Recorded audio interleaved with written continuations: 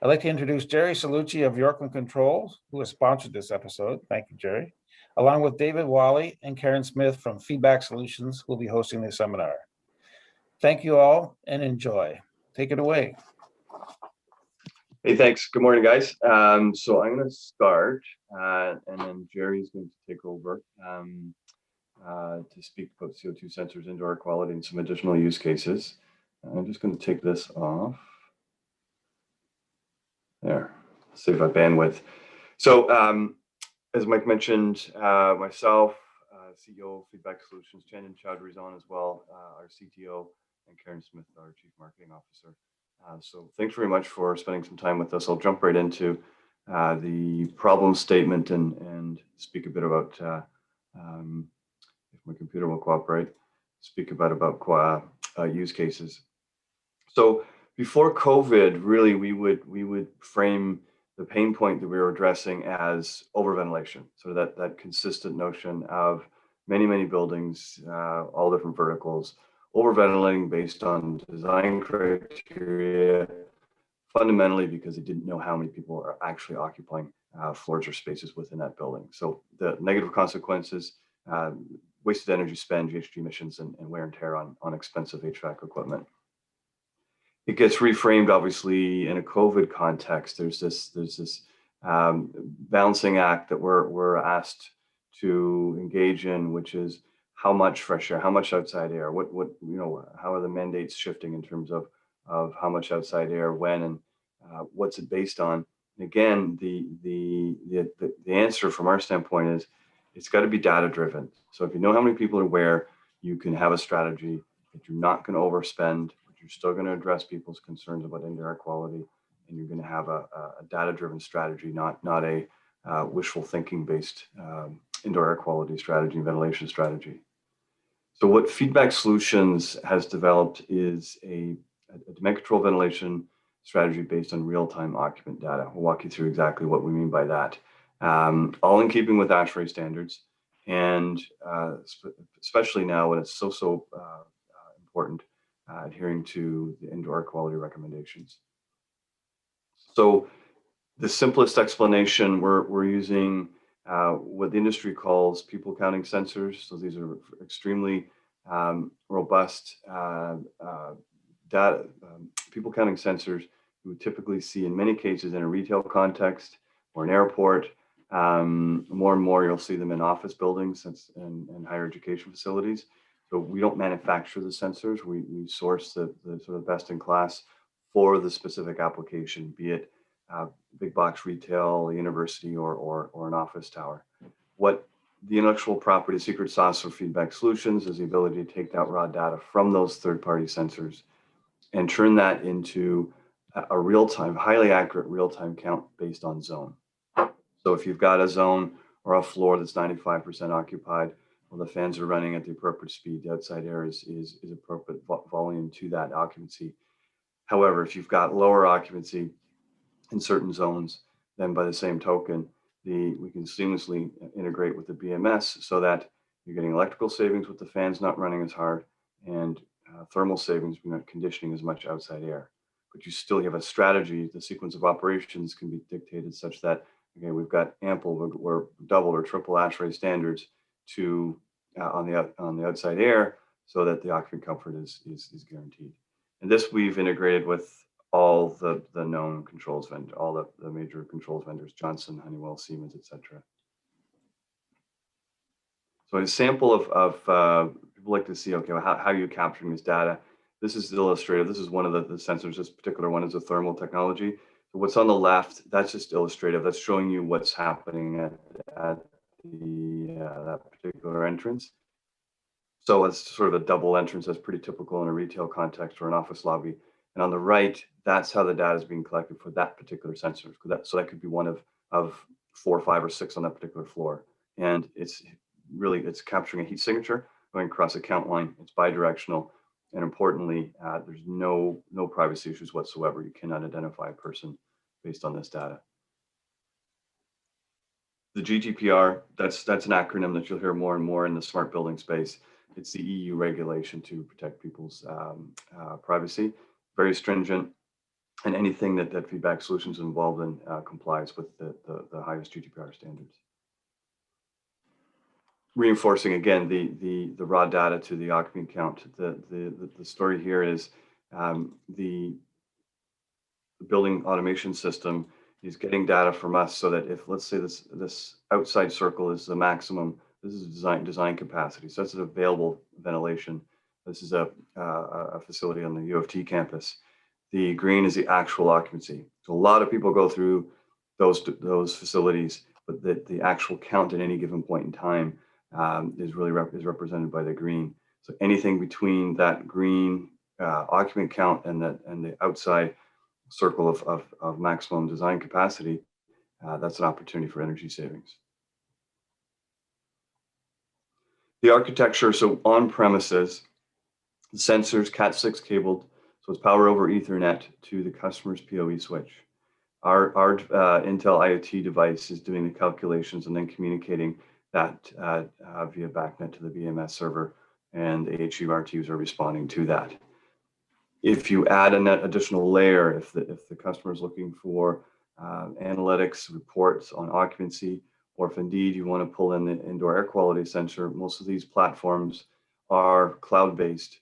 We can then use that platform's API, bring the indoor air quality data back via our cloud platform, and get it turn it into actionable data, as opposed to just monitoring. It becomes actionable data, and Jerry's going to speak to this in terms of how that could be incorporated in the sequence of operations in conjunction with the occupancy count, so that the thresholds on the IEQ side are now being incorporated into the sequence of operations with the equipment. So if there's a BMS sequence of operations, we'll work with the existing controls vendor to establish that. And then and Jerry's going to again speak to this, if there's no BMS DDC controller directly controlling the equipment, and that's been highly effective. A couple of use cases. Some of this was COVID driven last year. Lansdowne Place in Peterborough, Devonshire, in Windsor. There's two things at play: the opening, reopening, the COVID mandates. So there was a requirement for data. There's a requirement for energy savings opportunities at the same time, and we're able to achieve that. So with the larger facility, Devonshire in Windsor, the operations people wanted data on everything that was happening in terms of how people were getting into the premises, how many people would come through the metro over here and into the mall.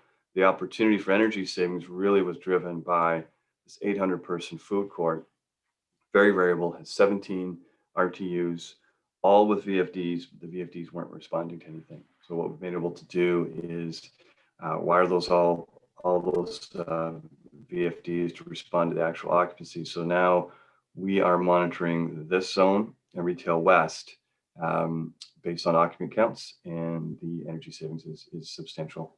In terms of the data, the ownership group and operations are able to see entrance by entrance what's happening, compare it week over week, particularly when they're reopening and getting the traffic back up again.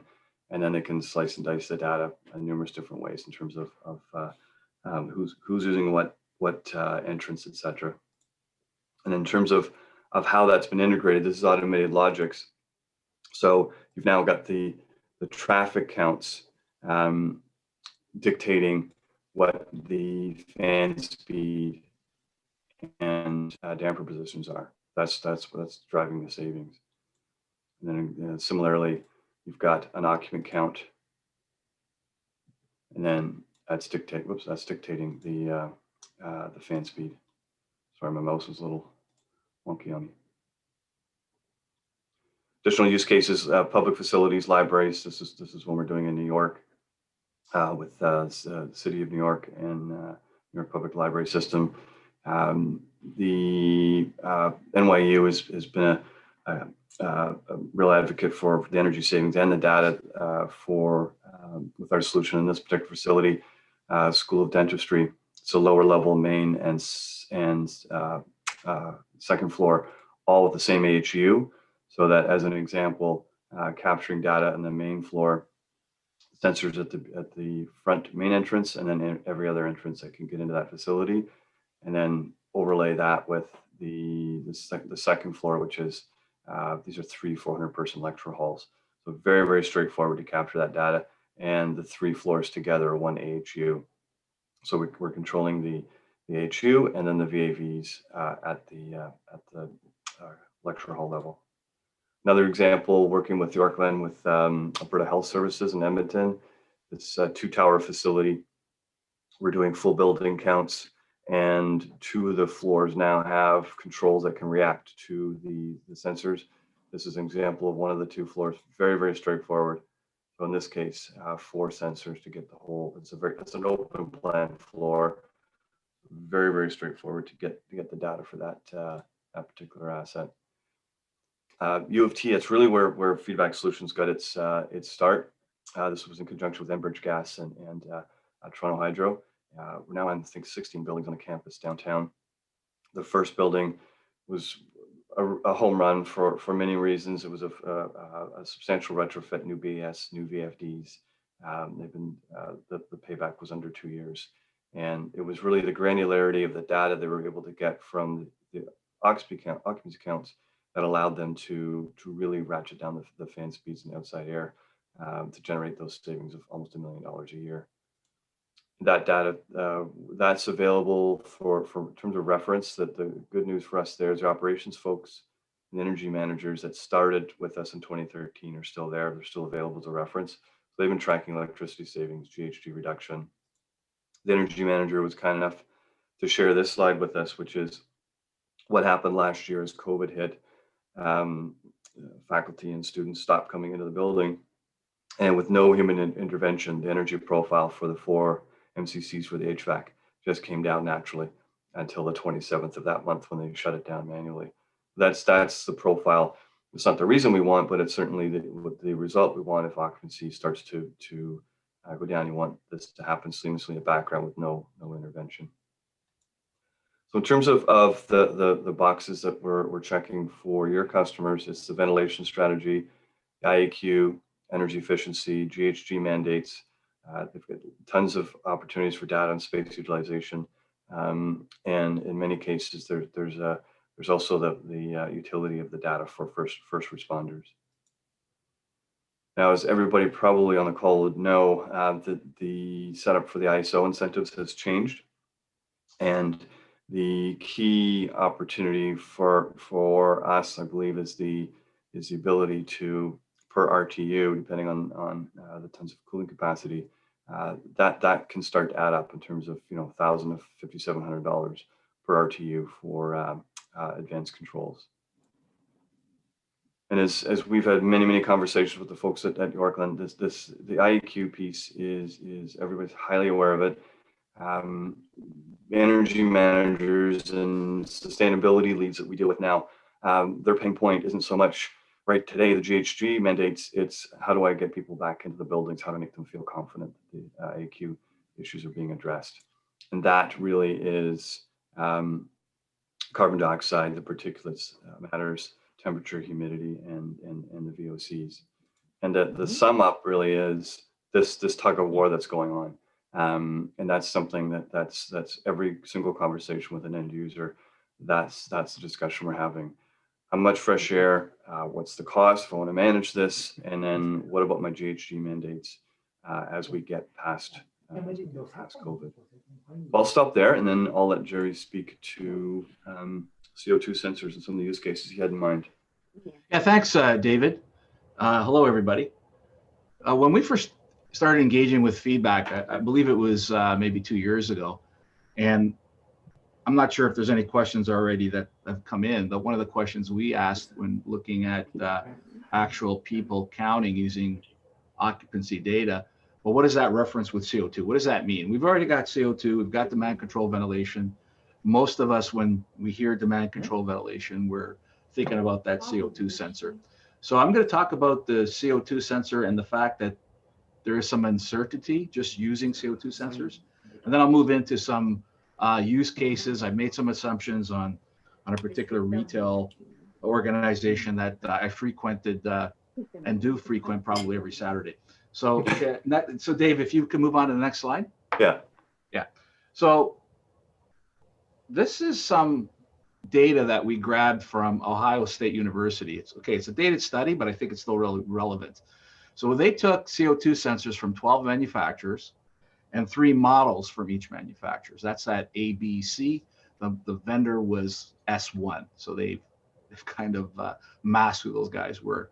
And they put these in chambers, and they then looked at the different set points that they were supposed to be sensing from. So you'll see the columns there from 400 to 1800 parts per million. Okay.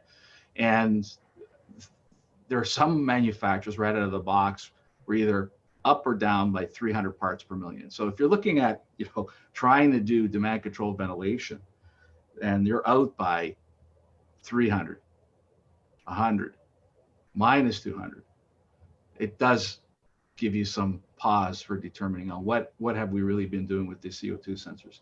So most CO2 sensors, if they're over 5 years old, have to be recalibrated. Quite frankly, I don't know how that's done. You leave it outside and you assume what the outside air's CO2 is and turn a little dial. Typically for the cost and the labor associated with calibration, and just get a new sensor.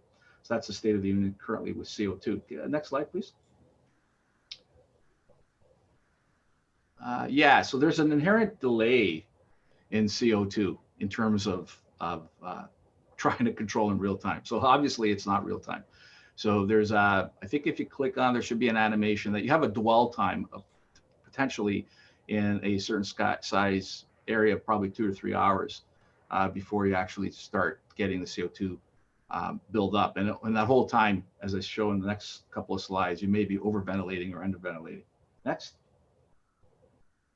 So just most of you guys should know this, but I like to reference this. So the way ASHRAE's indoor air quality standard determines what the ventilation rate, all pre-COVID, okay, was they look at the building component and then the occupant component. So I highlighted a couple there, 500 CFM per person in a space office, 500 CFM. So in an office space, you take 5 CFM, and then you look at the building component, which is the off gases associated with, paint, carpet, etc. 0.06 there, CFM per square footage. And then you times that by the area.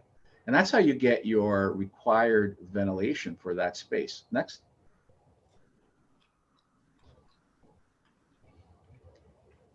So as I said, we started looking at what's really going on. And the set points for CO2 are set by ASHRAE in terms of guidance, but then several local jurisdictions may have some different set points associated with CO2. So if you are in Toronto and you're working in the school board environment, they will set a set point of something like 1,200 to 1,500 parts per million as a set point.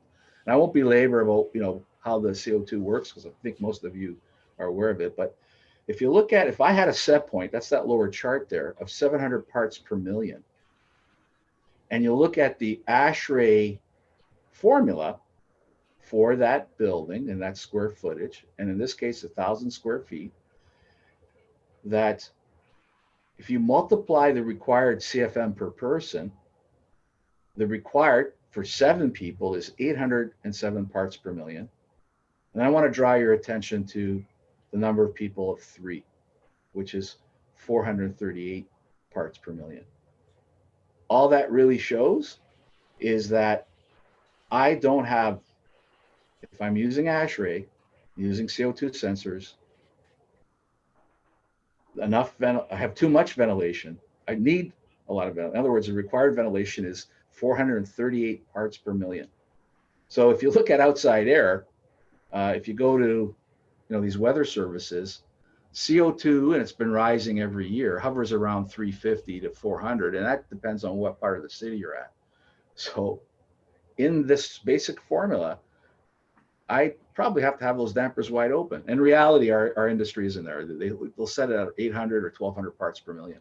And that number is the CI and the CO number there. That's the outside air minus what's required to get you the set point that damper, that mixed air assembly, that economizer module in OEMs will be referencing. Next. So I looked at developing this chart, and really simply, the red line there is the ASHRAE standard. And just using demand control ventilation on that previous chart, in 1,000 square foot, 2,000 square foot room, and 1,000 parts per million set point, that anything, people, if the space is 20 people or less, I'm actually under ventilating. That's that red line compared to the CO2 requirement. Okay, so I'm under ventilating. And around 22, 23, I begin to over ventilate. So there's an opportunity here using real-time data to massage that to actually get the right ventilation for the right number of people. Next. Of course, in the real world, we always have to worry about having too little outside air bringing in, because we're not only using outside air dampers to bring in fresh air for indoor air quality, we're also using it for pressurization. And I capped the minimum and the max. Like that green line is the ASHRAE. I'm going to call that the ventilation in the zone minimum, and the maximum is VOC max. And I'm going to use these two points or set points in time to maybe share with you a strategy that would work with feedback solutions with respect to providing the required CFM. Next. Right, so we're all talking CFM at this point, right? ASHRAE just says, hey, use CO2 as a proxy, but the guide specification says we need CO2, we need CFM rather. So with people counting or occupancy tracking, we want to probably add another device like an airflow measuring station. These, depending on the size of the unit, these could be less than $300, and for larger air handlers in a commercial tower, they could get about $1,500, $2,000. But most of the news consultants that are out there for new jobs are actually specifying the airflow stations. So airflow monitoring, whether it's something as inexpensive as Greystone, Belima, or Johnson, is an effective set point reference or a measured reference for CFM. So people counting, and Dave talked all about this, I won't belabor it. There's increased savings potential. There's increased occupant air quality that can be validated. And I'm going to reference and make a strong point. It may sound like I'm lecturing, because I think I am. That Science Council of Canada slide that Dave showed, the last bullet there, if you got that, is that those guys, the Science Council of Canada, made up of 500 scientists right across Canada, belong to that council, wrote letters to every mayor, every premier, and every minister at the federal level, and said that during pandemic, and specifically with COVID, the debate is over. 30% of the cough or the sneeze, those viruses attach themselves to other particulate matter like dust. And that's why that 2.5 particulate matter sensor is very, very important. The 2.5 particulate is the minimum required in a MERV 13 filter. MERV 13 filter is like 3 particulate matters, right? Particular parts per meter. So that's not something that somebody pulled out of their, what. That's a indicator for how clean your air is. And they're recommending to all those folks they wrote those letters to mandate indoor air quality validation in all public buildings. Next. We'll see where that goes, but certainly heightened awareness. So my favorite place I go on Saturdays is this particular retail outfit. So what I did here in the next several slides is do a analysis of the 4 rooftops that are in this retail place, and I looked at what's the savings potential in terms of energy if we apply just CO2. Okay, so I used as a reference very common demand control ventilation tool that actually Honeywell published, right? And we use that tool in the days before feedback to look at what the energy potential would be by adding a CO2 sensor. So all that math there says that if I have an old CO2 sensor, more than 5 years old, I'm not going to, generate any more savings, probably out of whack. And the worst case is that I don't have a CO2 sensor. So the gas, using those energy dollars per kilowatt and pennies for cubic meters of gas, using demand control ventilation, you can see that the savings per gas goes from 24.6 to 15.8. And these are thermal savings, and I'm not reheating or cooling that outside air to get it to the required temperature. The kilowatts drops from probably 10,000 kilowatt hours. So if you do the math at 13 cents kilowatt and 33, your total roll up in that software is $4,500. Next. Again, there's no VFD on there. So by implementing a variable flow, and if that rooftop could take a VFD, so I here assumed 7.5 horsepower times 4, 30 horsepower for the facility. I made some assumptions about when these stores are open. It's 80% duty cycle, 80% flow, that I would come up with $3,800 of savings a year by modulating that that fan that's constant, turn it into a variable flow. So total roll up is about $8,300. That's an important number just to keep in mind as we roll through these other slides. Next. So there's savings there. So we're going to look at, okay, not every building is going to have a BAS system, right? They may at best have a thermostat. Sorry, at worst have a thermostat, or at best they have a means to get data from, for example, the feedback solution appliance and do something with it. Like Dave, Yorkland's a big proponent of using the data and actually doing something with it. So next. So we're going to take in this strategy, and this could be employed today if you know any customers that have smart controllers there. To use all capital letters. We're going to take the measured flow that I'm going to add to this system. You disable the Wi-Fi. And I'm going to then use that ASHRAE number. And I'm going to use that as a set point to go against the chart on the upper right. So I'm resetting, just like you guys would do in a boiler, resetting outside air, using outside air to reset hydronic or return air to reset discharge air. Using that same strategy, except I'm going to be doing it basically on CFM with the data that I get from back solutions. I'm going to then use that set point to compare it to the actual flow. And then I'm going to feed it out. I'm going to feed it out to an existing BACnet system if it exists, potentially reuse the economizer piece, send it to the VFD. Okay. So next, just in case you guys were wondering whether or not there's black magic, I'm exposing it.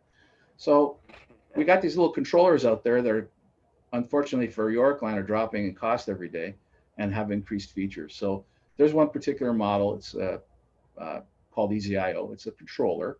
It has a number of inputs, outputs, and they're available in Wi-Fi and wired all in the same box. And they're also able to do some visualization using a browser app to a mobile or something else. So there's my basic rooftop. You guys are familiar. I have an outside air sensor. Nothing really changes. I'm going to do this first example using a VFD. And then I've got some existing sensors that I could probably reuse. And I have an airflow station that's new. Okay, I call it a station, but that could be some of these lower cost sensors. You typically find this unit from like a Greystone or a Belimo now and Johnson. Next. I'm going to feed that all in. I'm going to do that math. I'm going to I have 4 of these rooftops. I'm going to take that little sequence diagram that showed those triangle, that flow chart, and I'm going to feed that information back to the occupancy controller that's on site.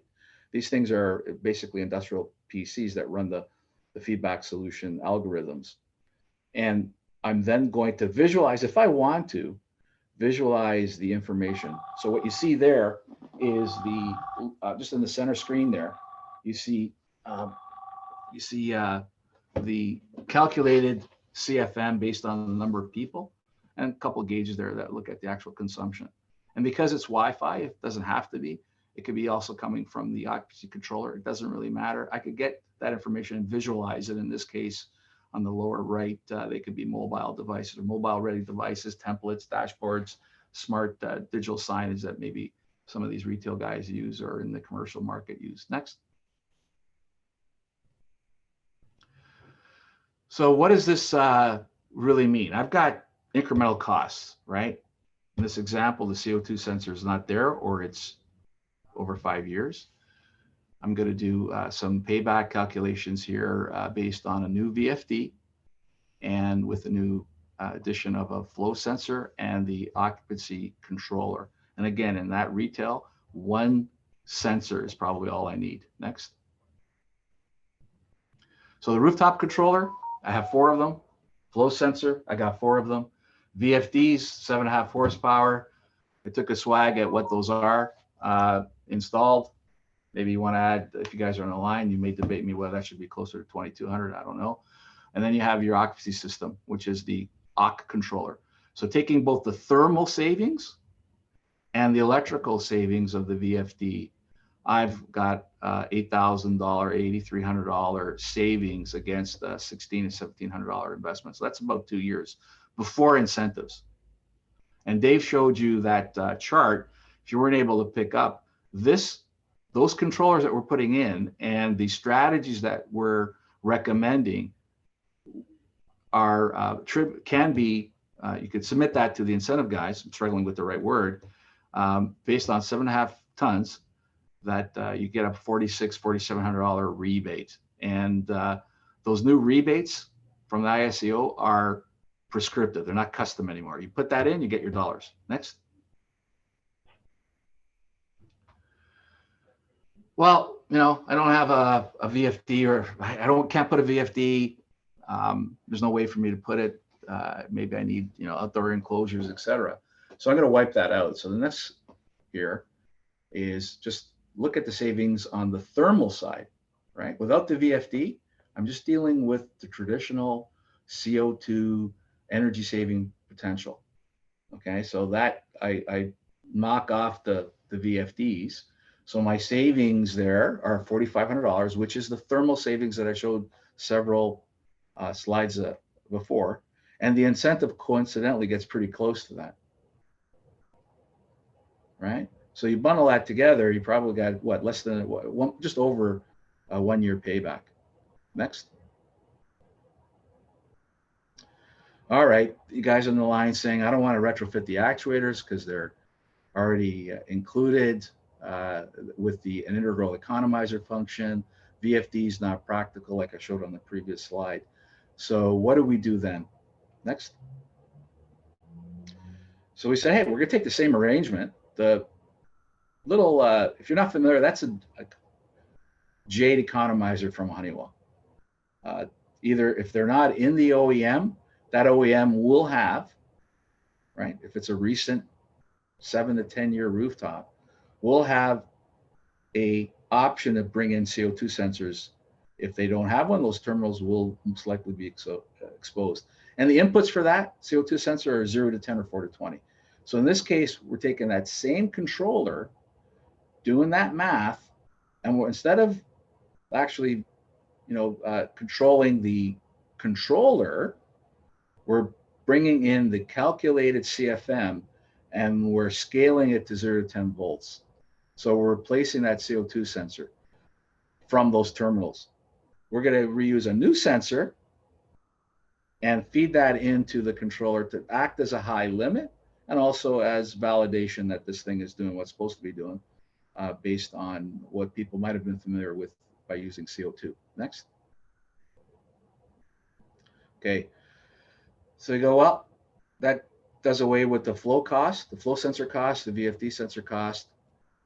The controllers are smaller. They don't have the sensors connected to. Remember, all they're doing is communicating with the feedback solutions gateway device, or occupancy controller rather. And I'm showing a savings of approximately $3,000 there.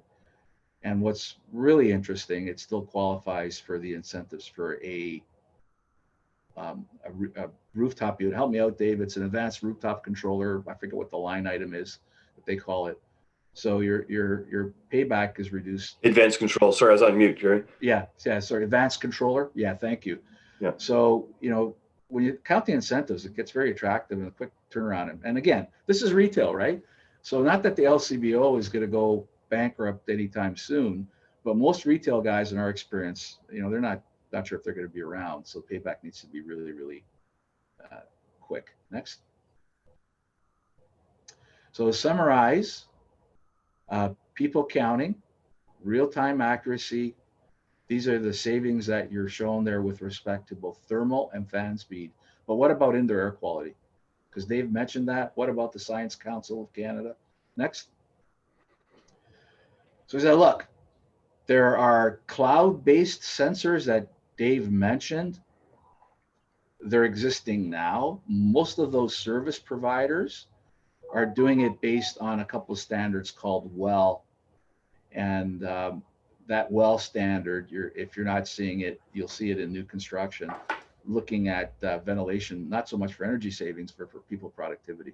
And these sensors have multiple sensing types. So on the left there, these integrated sensors, CO2, VOC, and these VOC these days, that's what you need when the cleaning crew comes in and cleans up the whole room because of COVID. You have CO, you have that magic 2.5 particulate matter, which is again key because that's the lowest parts per million, I keep calling it particulate matter size that the virus kind of likes to live on and below, but the MERV, that's the MERV equivalent of that. Then there's another a 10, and the reason they do that is to look at kind of weighted average, and then you have relative humidity and temperature. So what do we do by incorporating indoor air quality sensors into feedback solutions, demand control, and energy? So I'm going a bit long-winded, but I'm going to say this one more time and remind everybody. ASHRAE's COVID recommendations are that they recommend a pre-purge and a post-purge of the building occupancy. In other words, start the building 2 hours, allow 45 minutes to an hour to get the space into temperature. So that's kind of 3 hours of runtime before we schedule and expect people into the store or into the commercial space. They also recommend 2 hours of post-purge. And this sequence applies to buildings that are in kind of a lower occupancy or in this this partial occupancy space, okay, a recommendation. In other words, we're not quite in shutdown. We're still coming to work, but occupancy is probably significantly reduced. So we're going to look at taking those sensors, particular sensor components, and we're going to scale them and then weight them. And those scales and weights change depending on what you're truly trying to do in that space. So the weight would be applied to that CO2. And you get a score. You end up creating a virtual set point, right? That you can then feed back into your smart controller or that CO2 sensor, right? That CO2 sensor terminal and economizer. Yes, you got to get one of these sensors, or if they already have cloud-based, use the cloud. A little bit more work in trying to get the integration, but you could get these sensors now and feed them back into existing smart controllers, if you will. So again, we range it and you weight, and those weights would be applied based on what you're trying to really monitor, okay? So the charts there are out of sync. That 1.5 weight for both, that second from the top middle column, that's referencing VOC, and the 2.5 particulate matter is 1.5. And we're going to give humidity another higher weight because recommended humidity ranges from ASHRAE is 35 to 50%. The viruses don't like to live in that range of humidity. So those three are given different weights. That 0 to 100% is the time spent in a particular set point. In other words, how often were we below or above that set point? That's the target value. Okay. Don't want to make this a math exercise. The bottom line is, using these smart controllers and the information that we get from feedback, we could create a virtualized indoor air quality set point. Next slide. And do the exact same thing with the exact same sequence that literally most of you guys could do tomorrow by implementing this kind of reset strategy, which is take the measured indoor air quality, look at the indoor air quality parameters and calculate one set point, virtual set point, feed that, that becomes a new airflow set point against the ASHRAE chart on the upper right, and measure that airflow sensor and then feed back that 0 to 10 or that output directly to the VFD or give it to a BACnet smart controller. Next. There's a recap of the incentives that are out there. There's incentives for the VFDs, and the top second from the right chart says it's an advanced rooftop controller. And I guess they could get it down. They got to be above almost 4 tons and below 5 tons to get $380. So we're using that 7.5 ton range. Thank you, David. So that gets you close to $1,200. Next. So bottom line, it's tough when you're dealing with occupants, right? Occupants are going to want to feel that they're going into a safe space, I think. You see on the commercial sector, some of the larger property managers starting to spend and look at alternative strategies or strategies that they can engage the occupants. In this example here, you know, next, I think it's just a couple of slides, one last slide, Dave, that says we want to visualize all this stuff, you know, and you know, I hate it when I go to that favorite store of mine and they got a sign up there that says, you know, max occupancy at 50. Well, how many people are in the space already? Like the doors aren't locked, right? So I guess it's okay to save in. But using this technology, you could get some visibility back to the users or the occupants of that space. So how much is that of value, right? How much of that peace of mind? And is there a payback for that? There is no payback for a door lock, right? There's no payback for keeping your door locked at home or putting in a security device. There's no payback. It's definitely peace of mind, right? Anyway, I think that's it. On my end, there are contact numbers. Most of you know me. There's Karen's. I think you saw Dave's before. If there are any questions, we're here to ask any or answer any. And if you want to reach out, there's our contact. We're here to help you. And we can give you as much information as we know the state of the technology with respect to indoor air quality in a COVID environment.